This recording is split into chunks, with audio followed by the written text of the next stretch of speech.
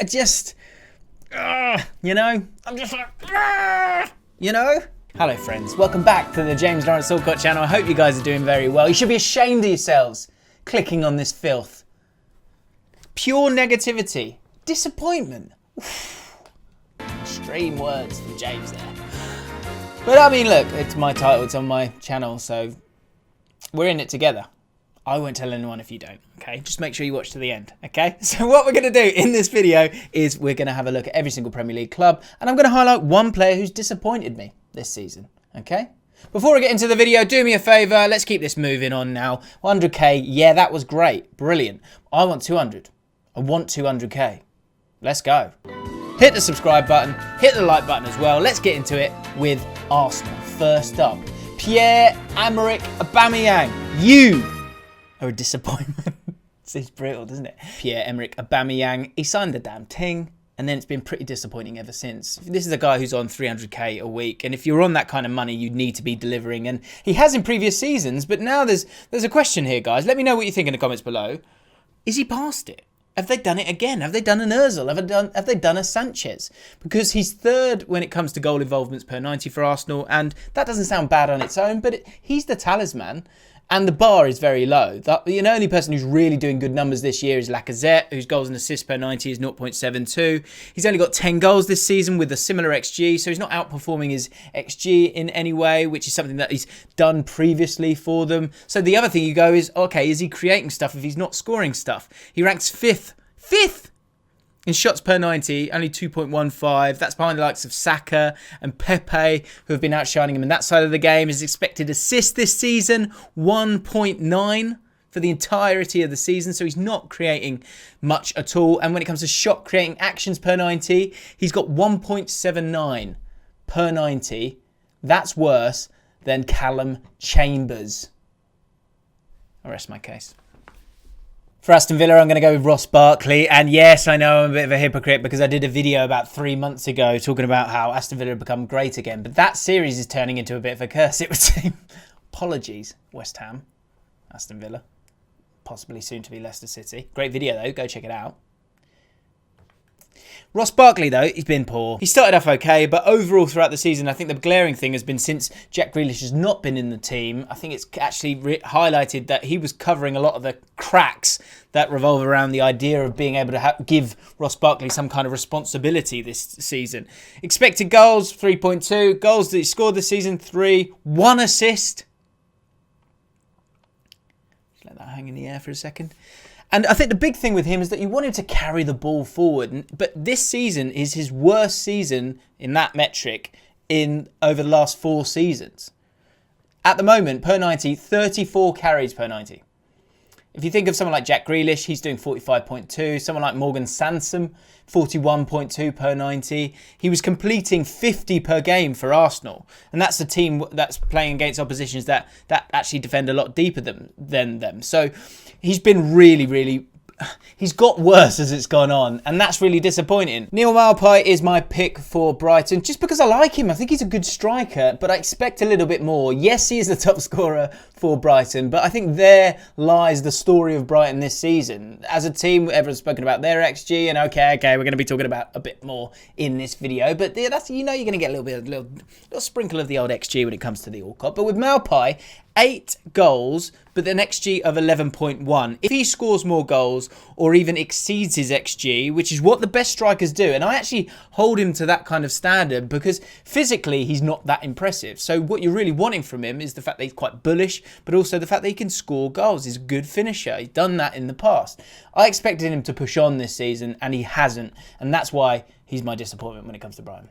Burnley aren't the highest scoring team in the division, so I'm going to look at shot creating actions here. And when it comes to Dwight McNeil, I think we were hoping that he would be more of a creative spark than he has been so far this season. At the moment, his shot creating actions per 90 are 2.33. That's behind the likes of Vidra, 2.49, and Ashley Barnes with 2.44. However, both of those players don't take set pieces. They're in the box waiting for it. So with Dwight McNeil, this stat is padded quite a lot. 0.73 of those shot creating actions per 90 are coming from that. So he's only putting forward 1.25 shot creating actions per 90 from live situations, from not set pieces. Now I know they're a very conservative team, but that's your job, Dwight. It's a Roy Keane impersonation. The big problem, I think, as well, is his progressive distances. Last season, so much better. It was about 123 yards. This season, it's 104 yards. So he's not moving up the pitch as much. He's not as positive. He's not completing as many dribbles. He's not getting past as many players. And he's not creating as much. He can get better. I hope that he does get better. Can he do that with Burnley? That's another question. But if Burnley are going to progress, he needs to stay there and he needs to progress. Let's say it at the exact same time, shall we? 1, 2, 3. Timo Werner. Correct. 47.6 million for Timo Werner. He was going to come in. Ooh, he's got the pace. He's got the qualities. I want to finish all those goals last season. 28 goals last season. XG was 22.4. So this guy's a finisher. It's not worked out, is it? It's not worked out for Timo as of yet. Look, he's gone beyond his expected assists in the Premier League. Expected assists 5.4. He's actually got 7, but to score 6 goals, that's 9.5 million per goal. Not great, is it? Timo Werner's non-penalty XG is in the top 3% in the top 5 leagues. So the opportunities are there for him. He's just not been good enough in taking them. Of course, as I said previously, his XG difference was minus 4.7 last season. So the question here is he good but he's taking time to acclimatise, or is he not actually that good and he was getting away with it in the Bundesliga last season? You guys let me know in the comments below. I'm just not sure. I think it's a confidence thing because I don't think you get those moves and you don't play for Germany if you haven't got that kind of quality. But he needs to sort it out pretty soon because you might get another 6 months, and because he does all the other bits and pieces and he works hard for the team, that might be seen as enough right now. But long term, that's not going to keep you as the main number 1 striker for Chelsea. Disappointing.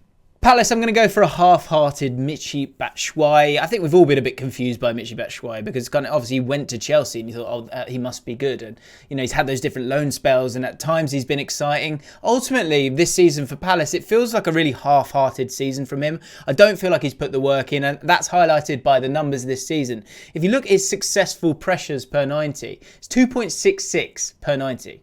Benteke's got 3, and Benteke is, you know, a big dude who's there as that you know, backboard for the other players, and that's a big part of what you need if you're going to be a striker for Crystal Palace. Look at Ayew 6.78 successful pressures, so he's the worst out of those 3, and he shouldn't be because he should be going there with something to prove. He's the worst player in the whole Palace squad when it comes to touches per 90 as well. That could be the fact that he's, you know, a striker, a poacher, whatever, but he doesn't score goals. So that's a problem. Aerial duels, he's only won 25.8%. And if you look at someone like Benteke winning 58.4%, the question is, what does he do? Very little. Picky. Picky. Jordan Pickford. Jordan Pickford's my channel for Everton. You know, I'm just like, you know? Everton have conceded 31 goals from an XG conceded of 29, which doesn't bode well for England's supposed number 1. More on that in a future video, I'm sure.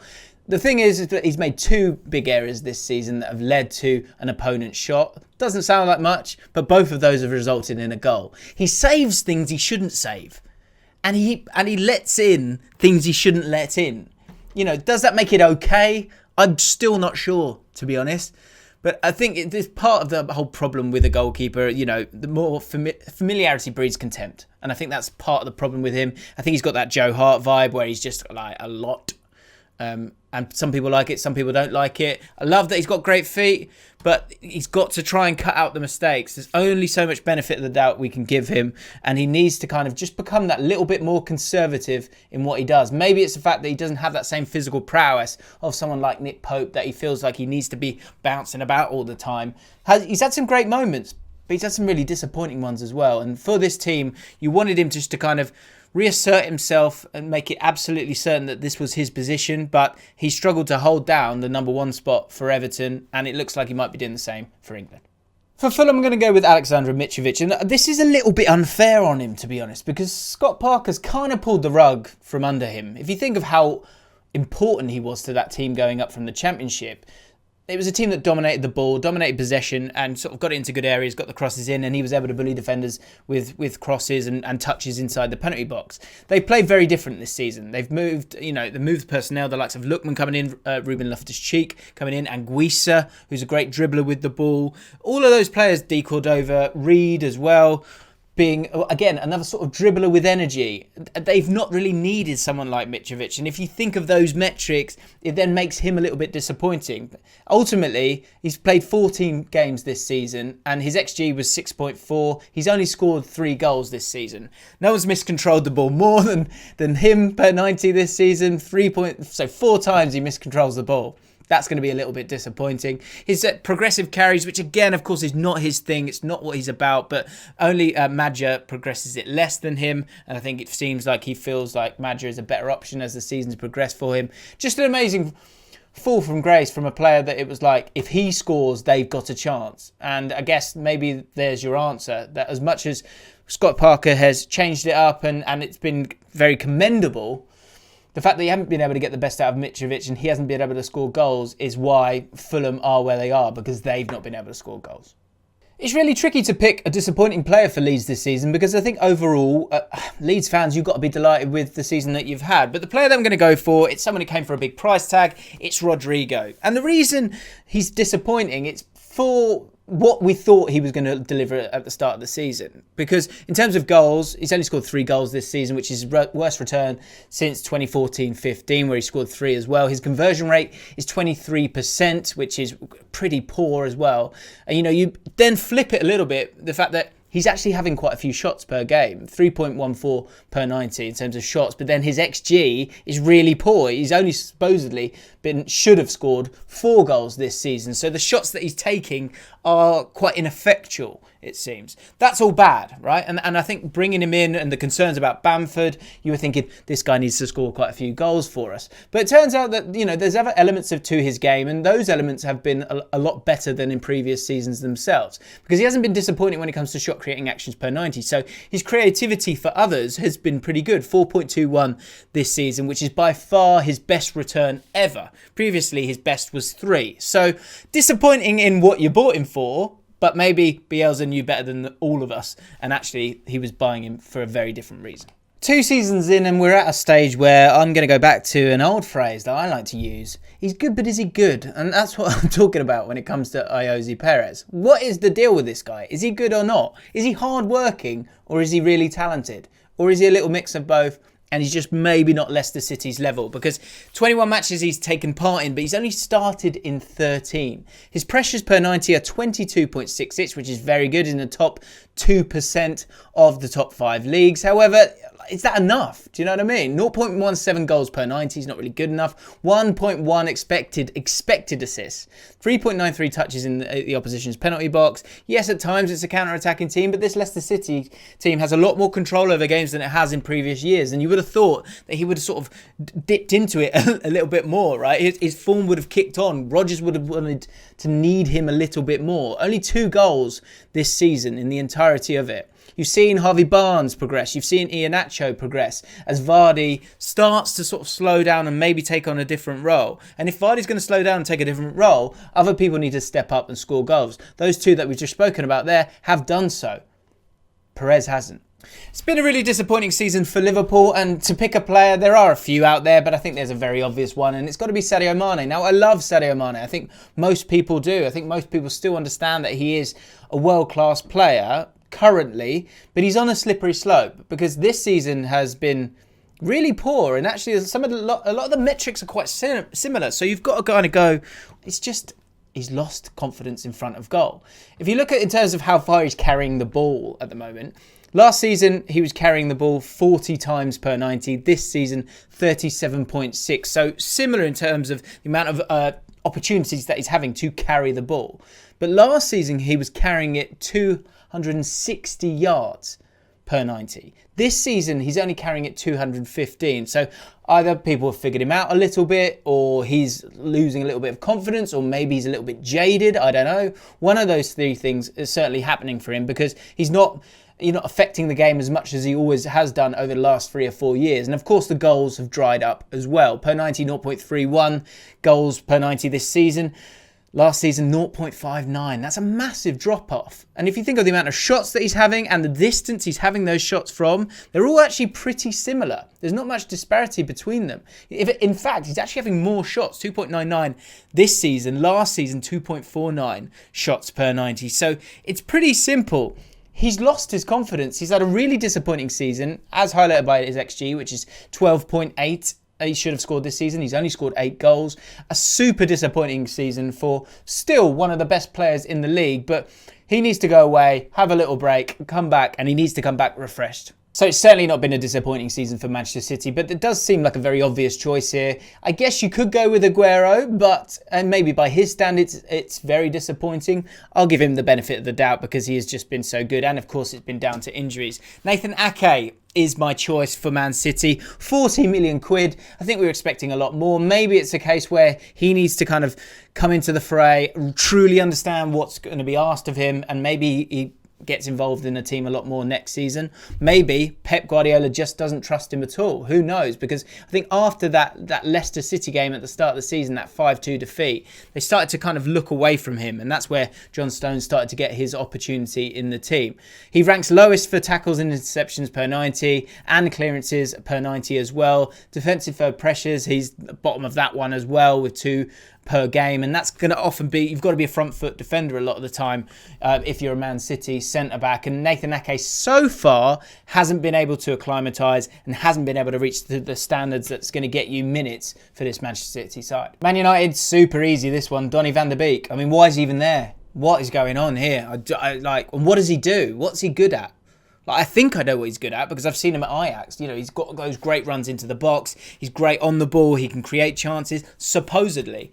But not for Man United because he hasn't really had an opportunity. His XG amassed this season is 0.3. He's got himself a goal though, so he's exceeding his XG. I think it's just so disappointing he's not been given the opportunity. And maybe it's the fact that you've got Bruno Fernandes there and then you've got a lot of pace and dribblers around there as well. Paul Pogba's had a fantastic season as well. So maybe Donny van der Beek doesn't fit this team. You know, he's only completing 0.79 dribbles per 90 in the limited minutes that he's had. So, and in terms of pressures, 17.6 is okay.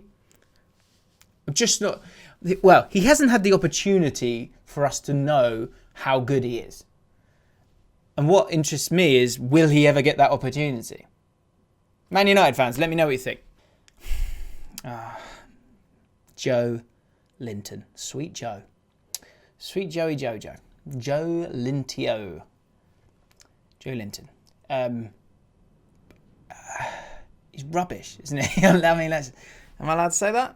Obviously, like, he is the one in the like 0.5% of footballers, broadly speaking.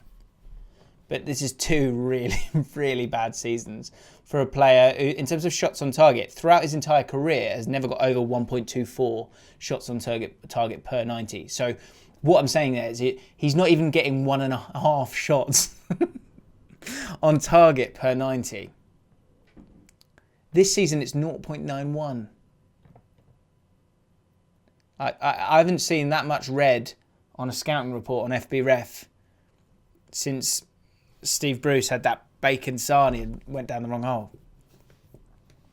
He's not good enough, really. I think, and it's highlighted by just how good Callum Wilson is. I mean, it is mean. I'm being mean, but he's not good, is he?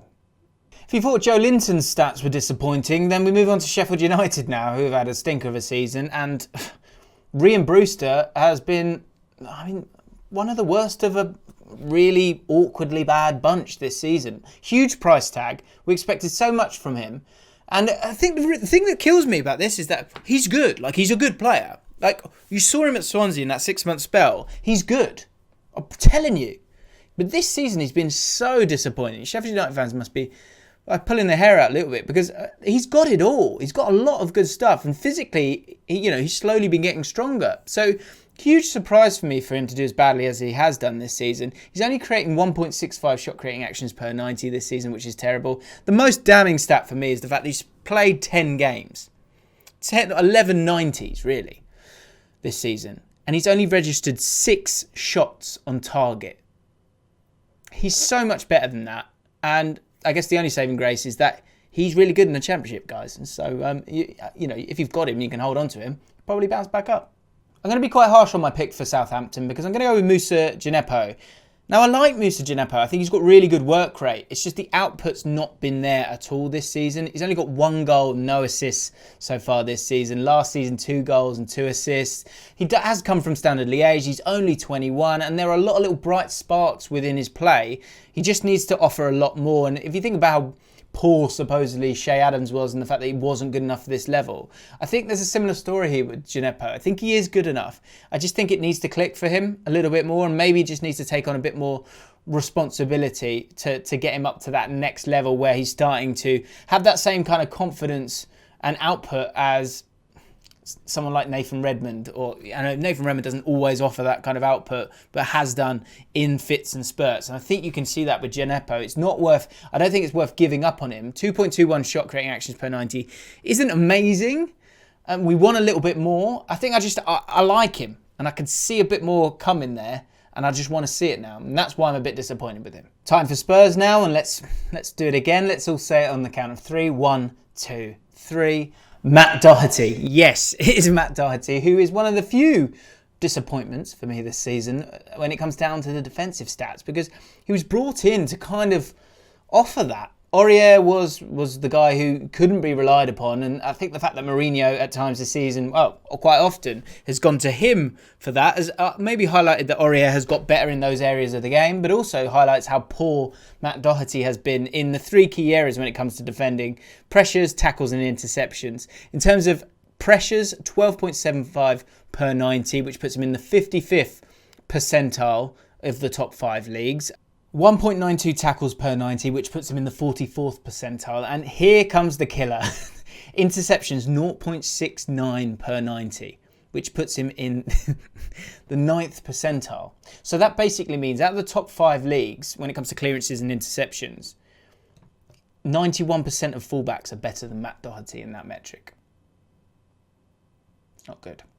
With West Brom, I might be going down a similar vibe with the Fulham thing, where you've got a manager who's changed up the way that they're going to play, and Sam Allardyce coming in, it's become a lot more about percentages. But even prior to that, Romain Sawyers has struggled at this level in terms of dictating the tempo of the game, which is really what he's supposed to do for any team that he plays for, and has done so in the past for both West Brom and for Brentford. 85% pass accuracy isn't too bad at all, but in terms of key passes, 0.3 per 90 isn't really good enough. In terms of shot creating actions per 90, 0.79 is pretty dreadful, and that would be bad for a defensive midfielder in a bad team. So for him to be doing that, the creativity is clearly not there. Maybe that's the fact that he's kind of around someone like Pereira, so the idea is get the ball to him, but he just hasn't had that, maybe the physical elements, or maybe the intensity to dictate the tempo of games. And when you look at the defensive side of it, which isn't really his game, to be honest, he's only making 1.88 tackles per 90. So he's not really offering much. It's very underwhelming throughout. A great season for West Ham and some amazing signings as well. Of course, Jesse Lingard would not be on this list at all. Another signing, Ben Rama, has been a little bit. I did a video earlier in the season saying that this guy's the new Payet, because I really love him. I think he's such an exciting player. And coming up from the Championship, I saw him as a better player than Eze. Will that come to be? I don't know. But I think maybe it's down to the style of how West Ham play. But his assist per 90 isn't too bad. It's quite healthy. It's 0.33 per 90. The problem is that he himself is not being entrusted maybe enough. And also the team plays in quite a counter-attacking style at times. It's very careful in how it operates at times. It's not constantly dominating the games like they have done, of course, previously in Ben Rama's career with Brentford. So his non-penalty XG per 90 is 0.15, which is pretty underwhelming for a player that I really, really like. I really rate him. I think the other big one is progressive passes. If you look at 5.4 per 90 in terms of progressive passes that he's going and getting, and for a player who's that attacking midfielder who drifts about, gets on the ball, we would expect him to get on the ball a lot more. Of course, Antonio has been that figurehead a lot of the time for West Ham. this 5.4 per 90 puts him in the 21st percentile in the top 5 leagues. I'm not saying he would be in the top 10 percentile, but I think that he would be a lot better off than he has been this season. I expected more goals, I expected a few more assists, and I expected ultimately a bigger splash from him. Not the end of the road at all. I'm excited about what will happen with him as time goes by because he is just super talented, but it has been a little bit underwhelming. Last up, we're going to go with Daniel Podence at Wolverhampton Wanderers. I think, again, really exciting talent. We want so much more. He needs to contribute more goals. When Raul Jimenez got injured like he did, it was time for him to step up. Neto, to a point, did so, but Podence hasn't done so. And I think the thing that is frustrating for Wolves fans is his dribble completion, his dribble success rate is 60%. All of his stats when it comes to the dribbling with the ball are really, really strong. But shots per 90, 1.73. It's not good enough. It needs to be more effective with his dribbling. Beating players is great, but he needs to create more goals. He's only created 3 goal-scoring actions this season, which isn't good enough. 3 goals for himself as well is clearly not good enough for a team that was gasping for a player with his kind of spirit and creativity to really step up, and he hasn't been able to do so this season. Really, really frustrating player to watch because you can see, he's such a great player, loves a nutmeg, loves to beat a man, but he's not creating enough. So there you have it, guys. One player from every club I've been a bit disappointed with. It's not the end. It's just the beginning. There's always another season. Good luck, guys. Prove me wrong. Go and do it. Get a picture of me. Stick it on a dartboard. Throw darts at it. But the bulk of these people watching probably do that themselves. You lot hate me, don't you?